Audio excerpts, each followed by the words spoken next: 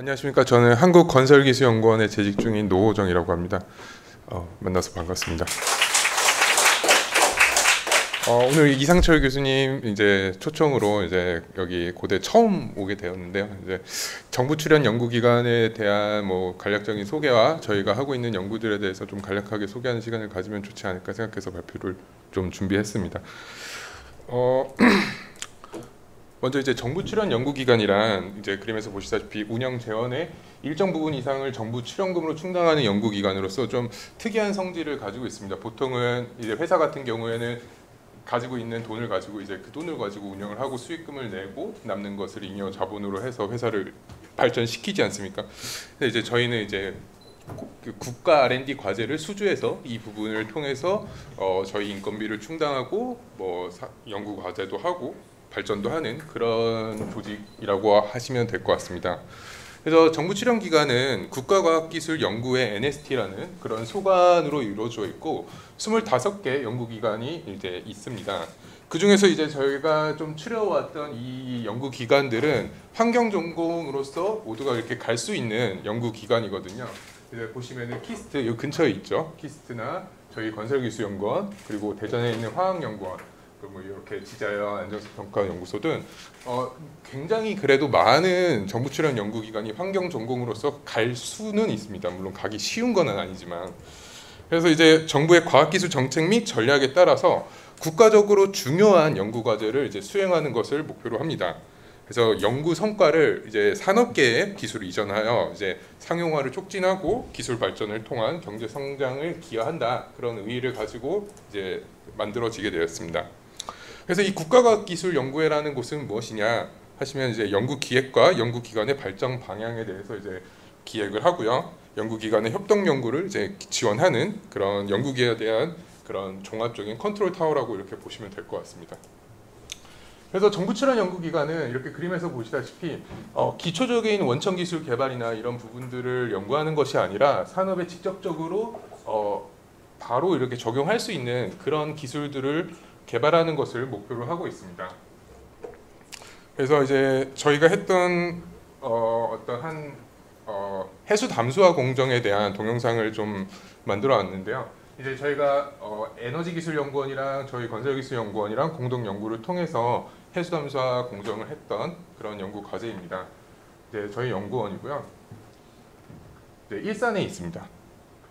그래서 저희 실험실에서 이제 직접적으로 아까 말씀하셨듯이 RO 필터 그 정수기 필터 같은 거죠. 이제 그 대형 이런 RO 필터를 제작을 해서 이런 부분들을 이제 100톤 단위 하루 생산을 100톤 할 수 있는 그런 규모로 이제 플랜트를 제작하게 됩니다. 이렇게 플랜트를 제작해서 이제 컨테이너 박스를 통해서 저희가 뭐 전처리나 이런 부분들을 모두 다 달아서 해수를 먹을 수 있는 마실 수 있는 물로 정수하는 그런 플랜트를 제조할 수 있게 됩니다.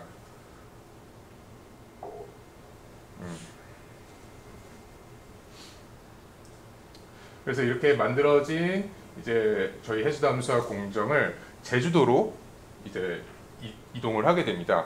이제 저희는 이제 해수 담수화를 하고 이제 제주도에 있는 에너지기술연구원은 이 담수화된 해수를 이제 에너지로 이제 바꿀 수 있는 그런 부분을 이제 하이브리드해서 좀 그 약간 에너지 절약형한 그런 해수 담수화 공정을 개발하는 것이 이 연구 과제의 목표였습니다.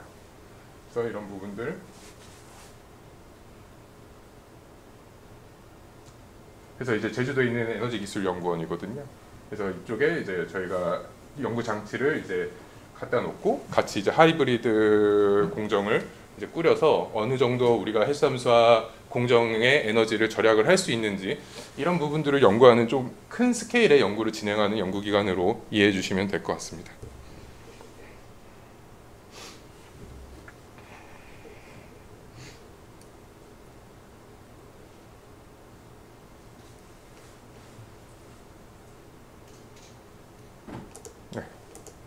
넘어가면 그래서 오늘 좀 소개드릴 내용은 저희가 최근에 연구를 수행했던 반도체 폐수 재이용 공정 기술 개발에 대한 연구를 수행을 했었거든요. 그래서 그런 부분에 대한 내용을 좀 학부생 수준으로 간략하게 좀 소개를 드리고자 합니다. 이제 그림에서 보시다시피 뭐 기후 변화, 산업화 그런 부분들로 인해서 수자원 감소가 가속화되고 있죠. 근데 이제 반도체 산업의 그 발전으로 인해서 뭐 대만에 있는 TSMC 그리고 미국에 있는 삼성 텍사스 오스틴에 이제 짓고 있는 공장들 반도체 공장들이 이제 물의 용수를 이제 쓸 수 있는 용수가 많이 부족해지고 있는 상황입니다. 이제 그렇기 때문에 주요 반도체 회사인 TSMC, 삼성, SK 하이닉스 등 이런 주요 반도체 공장들에서 물 제휴 현황을 굉장히 올리고 있는 추세입니다. 그러다 보니까 이제 이런 부분들이 이제 저희 환경공학자 수처리 하시는 분들이 할 수 있는 일거리가 또 많이 생기게 되는 거죠. 그래서 보시면은 TSMC도 이제 물 제휴 현황이 올라가고 있고 삼성도 올라가고 있고 SK 하이닉스도 올라가고 있는 그런 부분들을 보실 수 있습니다. 이제 반도체 제조 공정 같은 경우에는 그림에서 보시다시피 뭐 크리스탈 그로스, 크리스탈 노치, 그리고 엣지, 프로파일링 뭐 등등등 반도체 제조 공정들이거든요. 이 반도체 제조 공정들 중에서 이 폴리싱, 클리닝 이 부분에서 이제 주요한 반도체 폐수에서 발생하는 오염 물질이 생기게 됩니다. 이런 오염 물질들을 이제 처리해야만 우리가 재이용을 할 수 있고 그리고 또 혹은 또 쓸 수 있는 용수가 될 수 있는 거죠. 그럼 아까 그런 폴리싱이나 이런 클리닝 단계에서 주요하게 발생되는 물질이 그림에서 보시다시피 뭐 TMAH 그리고 유레아 이런 부분들이 이제 주요한 반도체 폐수의 오염 물질로 발생하게 됩니다.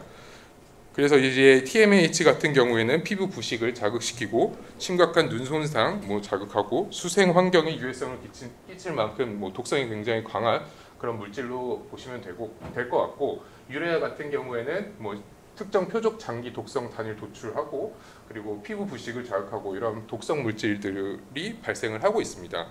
하지만 이제 유레아나 TMAH 같은 경우에는 기존의 이제 생물학적 처리로 이제 좀 처리가 힘든 그런 단점이 있어가지고 이런 부분들을 좀 효과적으로 컨트롤할 수 있는 그런 수처리 기술의 개발이 요구되고 있습니다. 그래서 저희 건설기술연구원에서 진행한 과제는 이제 하루 생산 기준 10톤/데이의 반도체 폐수 재이용을 할 수 있는 설비를 이제 대전에 구축을 하고 이런 부분들을 이제 현재 용수 재이용률을 높이기 위한 연구를 이제 진행을 했습니다. 그래서 뭐 전처리 공정에 대한 최적화 공정 그리고 뭐 RO 공정에 대한 최적화 연구 뭐 이런 부분들을 이제 수행을 했다고 보시면 될 것 같고요. 이제 최종 연구 목표로는 이제 공업 용수로 활용 가능한 반도체 폐수 재이용 기술을 개발하는 것을 목적으로 하고 원수 유입량 대비 이제 회수율이라고 하죠. 그러니까 원수가 이제 100 정도 들어왔을 때 우리가 생산할 수 있는 물 80% 정도 달성하는 것을 목표로 하이 리커버리 레이트 그리고 하이 워터 퀄리티라 해서 아까 말씀드렸던 TMAH를 95% 그리고 유레아를 90% 이상 제거하는 것을 목표로 이제 연구 목표를 짰습니다. 그리고 하이 피지빌리티라 해서 어느 정도 규모가 있는 파일럿 공정이야 실제 실증화를 했을 때 좀 어느 정도 매치가 되기 때문에 이제 10톤/데이 생산수 기준으로 이제 저희가 파일럿 플랜트를 설계를 해서 구축을 했습니다. 그래서 그림에서 보시다시피 이제 전처리 공정 그리고 본공정 이렇게 나눠지는데요. 전처리 공정으로는 pH 조정 그리고 응집 나노버블, 활성탄, 양이온, 음이온 교환 수지를 통해서 어느 정도 전처리를 이루어지고요. 그리고 멤브레인 기반의 UF 분리막 그리고 두 단의 역삼투 공정을 통해서 이제 반도체 폐수를 이제 일반 공업용수 수질로서 이용 가능한 그런 재이용을 시스템을 구축을 했습니다. 그래서 저희 같이 연구를 했던 기관이 아까 발표해 주셨던 태양건설 그리고 이제 성균관대 그리고 한국전자통신연구원과 이제 4개 기관이 이제 컨소시엄을 이루어서 이제 국가 R&D 과제를 진행을 하였고요. 이제 이런 국가 연구 과제를 하다 보면 이렇게 정량적 성과가 이제 나오게 됩니다. 이 정량적 성과를 또 맞춰야만 이제 과제가 이제 성공으로 끝나는 거거든요. 그래서 이제 회수율 80% 그리고 6개월 연속 운전 70% 그리고 파일럿 플랜트 생산 수량 10톤/데이 그리고 이제 생산 수질 기준은 이와 같고요. 이런 부분들을 맞추기 위해서 이제 공정을 설계하고 그리고 꾸리고 그리고 모니터링하고 그런 부분들을 인검증까지 받는 그런 연구를 진행을 하고 있습니다. 그래서 뭐 대략적인 내용 1차원도, 2차원도, 3차원도, 4차원도 이렇게 연구를 수행을 했는데 이제 뭐 일단 뭐 그냥 넘어가고요. 이제 저희가 이제 꾸렸던 반도체 폐수 공정에는 그림에서 보시다시피 이제 웨이퍼 제조 공정, 확산 공정, 사진 공정, 식각 공정, 진공 증착 공정으로 이렇게 이루어지는 반도체 팹입니다. 그런 반도체 제조 공정에서 나오는 반도체 폐수 발생량이 하루에 86톤 정도 발생하는 그렇게 큰 기관은 아니고요. 이제 뭐 어느 정도 저희가 파일럿 플랜트를 연구하기 좋은 그런 최적의 기관을 찾아서 연구를 수행을 했습니다. 그래서 그림에서 보시다시피 이제 초순수가 굉장히 많이 들어가죠. 반도체 공정에서 이 초순수를 이제 시각 공정에 사용했을 때 이런 오염 물질들이 녹아 나오게 되고 그게 이제 반도체 폐수의 주요한 오염 물질이 되게 되는 겁니다. 그래서 이 시각 공정, 진공 증착 공정에서 이제 쓰는 유기 용매들 그리고 이런 사진 용매들 이런 부분들이 이제 반도체 폐수의 오염을 이제 오염 물질을 발생하게 된다고 보시면 될 것 같습니다. 먼저 이제 과제를 진행함에 있어서 저희는 뭐 테스트 베드를 더 먼저 선정을 해야 되기 때문에 그림에서 보시다시피 굉장히 많은 반도체 제조 공장 그리고 혹은 뭐 연구실들을 찾아가서 저희가 파일럿 플랜트를 좀 설치를 할 수 있는지 같이 연구를 진행할 수 있는지 이제 발로 뛰었었고요. 뭐 카이스트 나노팹, 뭐 포스텍 그리고 뭐 NNFC 그리고 한국전자통신연구원 여러 기관들과 이제 협의를 통해 이제 한국전자통신연구원에서 이제 테스트를 구축을 하게 될 수 있었습니다. 그리고 그림에 보시다시피 이런 아주 작은 프로토타입, 작진 않지만 이제 프로토타입의 이제 멤브레인 공정을 구축을 해서 이런 부분들이 TOC나 유레아, 실리카 옥사이드 제거를 할 수 있는지 어느 정도 성능이 나오는지 이런 부분들을 먼저 테스트를 해봤고요. 테스트를 했을 때 그림에서 보시다시피 유레아 제거율이 50%, 55%밖에 RO에서 제거가 되지 않는 것을 볼 수 있습니다. 그래서 이런 부분들 때문에 추가적인 전처리 공정이 좀 필요하다라는 부분들을 좀 저희가 인지를 하고 그림에서 보시다시피 이런 추가적인 전처리 공정이 있는 이제 반도체 폐수 처리 시스템의 공정 구성을 이제 짤 수 있게 되는 거죠. 그래서 이런 부분들을 이제 짜서 이제 그림에서 보시다시피 이제 저희는 파일럿 플랜트를 구축을 하게 됩니다. 대전에서 이제 파일럿 플랜트를 구축을 해서 이제 연속적으로 6개월 정도 연속 운전을 하면 어느 정도 안정적이다라고 좀 생각을 할 수 있잖아요. 동절기 포함해서 이제 6개월 정도 운전을 해서 이제 데이터를 이제 검증을 하는 거죠. 그래서 뭐 저희가 한국전자통신연구원이 대전에 있다 보니까 저희가 매일 상주할 수 있는 건 아니니까 이런 HMI나 이제 팀뷰어 이런 부분들을 통해서 원격 조정, 원격 모니터링 뭐 이런 부분들을 이제 구축을 하였고요. 이런 부분들을 통해서 이제 제어를 했을 때 180일간 돌렸을 때 이런 데이터를 이제 또 얻을 수 있습니다. 그래서 UF 공정 같은 경우에는 이제 자동적으로 세정할 수 있는 그런 시스템이 구축이 되어 있었어서 이제 크게 수투가도 그러니까 물이 나오는 양이 줄어들지 않죠. 이게 막이 오염됐다고 얘기하는 건데 막이 오염되지 않은 현상을 볼 수 있었고 퍼스트 아로, 세컨드 아로를 봤을 때 퍼스트 아로에서 막의 오염이 심각해져서 수투가도가 이제 시간에 따라 감소하는 그런 경향을 볼 수 있었습니다. 그래서 이제 이런 데이터를 확보했을 때 우리가 퍼스트 아로에서 막 오염이 심했구나 이런 부분들을 캐치할 수 있고 이 퍼스트 아로에서 좀 유지 관리가 필요한 그런 부분들을 전략을 구축을 해야겠구나 이런 부분들을 좀 생각을 할 수 있는 거죠. 그렇게 했을 때 이제 총 데이터를 합산했을 때 그림에서 보시다시피 6개월간 10톤 생산수 기준 10톤 per day 이상 이제 생산수를 만들 수 있는 것을 확인할 수 있었고 총 회수율이 6개월간 70% 이상 확보하는 것을 확인할 수 있었습니다. 이런 부분들을 이제 저희만 검증을 하는 게 아니라 KTL이라는 이 산자부 산하에 이제 그 시험 검증을 하는 기관이 있거든요. 인검증하는 기관에 이제 위탁을 줘서 이제 이런 부분들이 이제 인검증서를 발급을 받아서 이런 부분들을 또 이제 보고서에 제출하고 뭐 이런 부분들이 연구 목표에 있는 것입니다. 그래서 이런 반도체 폐수 제용 공정에서 이런 특정 오염 물질들이 얼마나 제거가 되느냐 이런 부분들을 이제 수질 검사를 통해 이런 식으로 나올 수 있고요. 그림에서 보시다시피 TMH, 유레아, 실리카 옥사이드 등 여러 오염 물질들이 RO 공정 이후에는 모두 다 제거되어 좀 깨끗한 물로 처리되는 것을 좀 확인할 수 있습니다. 그리고 최근 이슈가 되어 있는 이런 과불화물 분석도 이제 추가적으로 그냥 궁금증으로 진행을 해서 과불화물도 이제 활성탄 공정에서 굉장히 많이 제거가 되었다는 것을 좀 확인할 수 있습니다.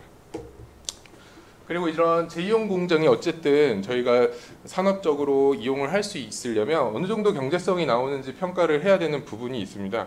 그래서 이제 이런 부분들을 경제성 평가 분석을 통해서 저희가 50만 톤 기준으로 이 공정을 지었을 때 어느 정도 경제성이 나오는지 이제 어느 정도 시나리오를 구축해서 계산을 해서 카펙스, 오펙스 이런 부분들을 계산을 해서 이제 자료를 제공할 수 있게 되는 거죠. 그리고 제2용 수질 같은 경우에는 반도체 폐수를 제2용에 관심이 있는 뭐 SK 실트론이나 삼성전자의 직원들에게 이런 부분들을 이제 의견서를 받게 됩니다. 이 정도 수질인데, 그러니까 제2용 수의 수질이 이 정도 수준인데 이런 부분들을 공업용 수로 사용할 수 있겠느냐라는 이제 의견을 이제 물어봤을 때 대부분 일반적인 공업용 수로는 사용이 충분히 가능하다. 초순수의 원수로는 아직은 좀 부족하다고 느끼지만 그래도 어느 정도 일반 공업용수 수지로는 가능하다라는 의견을 받아서 제출을 할 수 있었습니다. 따라서 지금은 이제 그림에서 보시다시피 이제 반도체 초순수 공정을 생산 설비에 쓰고 이 부분들을 폐수 처리를 해서 이제 방류하게 되지만 향후에는 그림에서 보실 수원지에서 초순수 공정 그리고 반도체 폐수 생산 설비에 사용을 하고 그리고 물 제용 설비에서 초순수의 원수로 이제 어느 정도 갈 수 있는 그런 부분들이 이제 필요하지 않나라고 생각을 해봅니다. 그리고 이와 더불어서 정책 및 제도 개선도 좀 필요하거든요. 지금 제2용 공정의 표준 설계안과 운영 방안이 제시되어 있지 않는 상황이고 이 반도체 폐수 처리와 관련된 수질 및 제용 기준이 제시되어 있지 않습니다. 그래서 이런 부분들에 대해서 좀 정책이나 제도 개선이 좀 필요하다는 그런 부분도 이제 보고를 할 수 있었던 그런 연구라고 보시면 될 것 같습니다. 네, 이상 발표를 마치도록 하겠습니다. 감사합니다.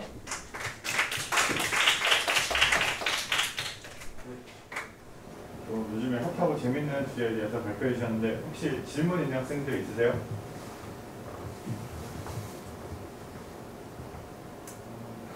제가 한번 물어보겠습니다. 혹시 뭐 연구 내용에 대해서는 너무 자세하니까 혹시 이런 정부 출연 기간에 만약에 인턴 같은 걸 하고 싶다 학부생이 그러면 어떻게 좀 기회가 있을까요? 저희가 여름방학, 겨울방학 때 학부생 인턴을 뽑습니다. 그래서 그 UST 인턴이라고 해서 학부생 인턴을 여름방학, 겨울방학에 뽑는데 그 UST라는 거 찾아가서 보시면은 이제 보실 수 있고요. 여름방학 때 한번 정부 출연 연구 기간이 어떻게 돌아가는지 한번 체험하기에는 괜찮은 그런 프로그램이라고 생각합니다. 돈도 뭐 한 100만 원, 150만 원 정도 한 달에 지급이 되는 것으로 알고 있고요. 그래서 그런 것들 뜨는 걸 보면 부담 없이 그냥 지원을 해보시는 것도 좋을 것 같습니다. 학생들 좀 관심 있는 학생들은 이 방금 말씀해 주신 좋은 기회를